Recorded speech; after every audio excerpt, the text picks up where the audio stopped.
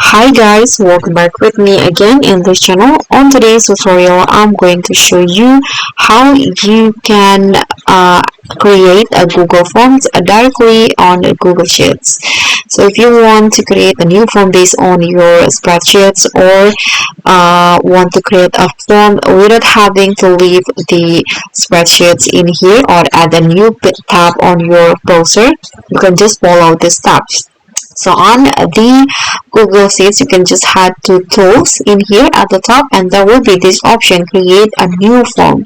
Just tap on that, and after that a blank page will be open, a blank Google Forms, just like this. Now you can just edit the Google Forms.